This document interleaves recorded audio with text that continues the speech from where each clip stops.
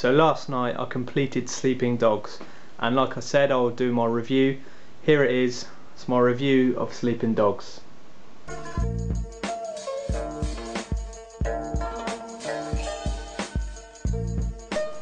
So to kick this review straight off, I just want to get it out there and say that this game is fantastic.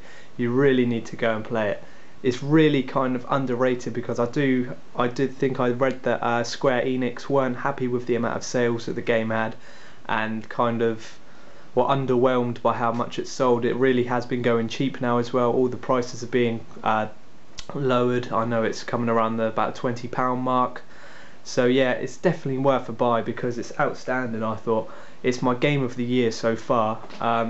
Whether Assassin's Creed 3 is going to take that title in a month's time, that probably will happen, but out of everything I've played 2012 so far, Sleeping Dogs is top of that list.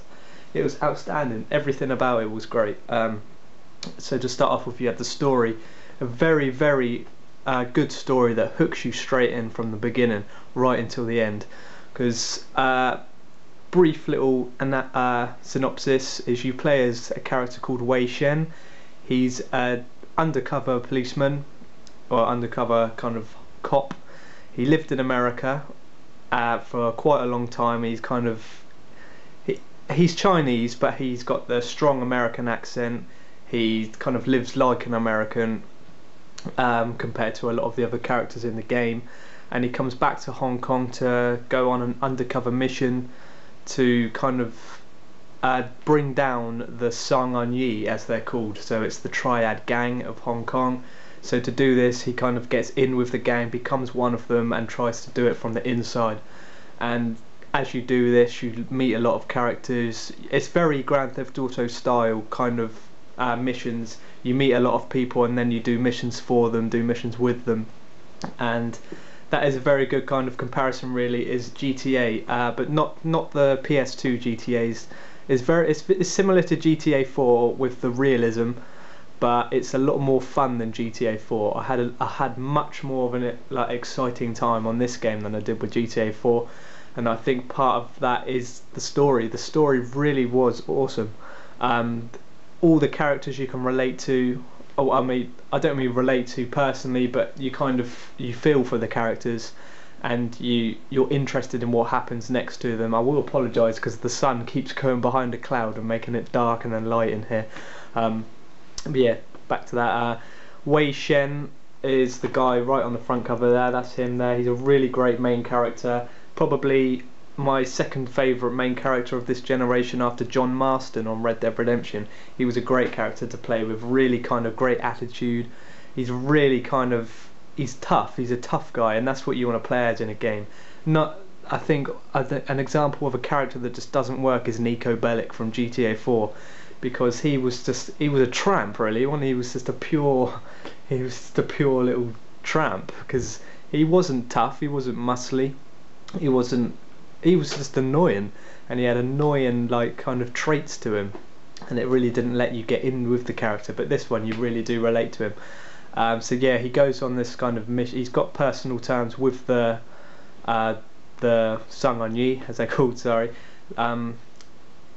they eventually killed his sister through drugs. That's not a spoiler, by the way.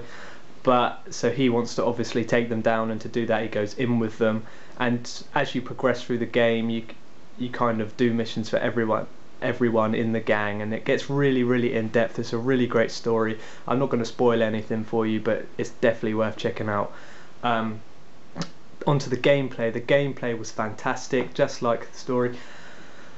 The combat in it is very, very unique. It's very similar to the Batman games, Arkham Asylum and Arkham City, where you've got the free-flowing combat. The camera kind of zooms out, and you've got free-flowing combat where they try and attack you, you get like a flash of red and you can counter that attack, and that works really, really well. It's very good kind of Chinese martial arts fighting. It's really, really good, and you learn all these kind of brutal, devastating moves and everything.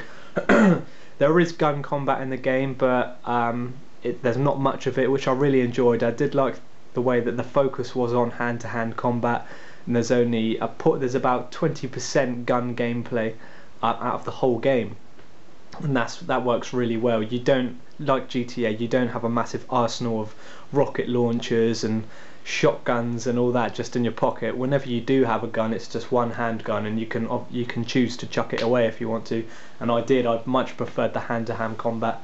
Very good vehicle gameplay in this. Just like GTA, you can kind of nick cars and everything from the street. Get your own cars and put them in a garage, and you can kind of change the paint jobs, buy new cars. You get a really good amount of freedom in this game, and that's what's really great.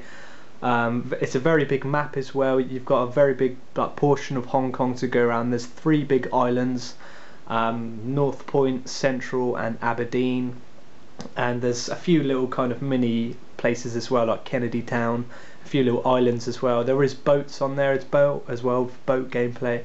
Overall, it's an awesome game, and I definitely can't recommend it more.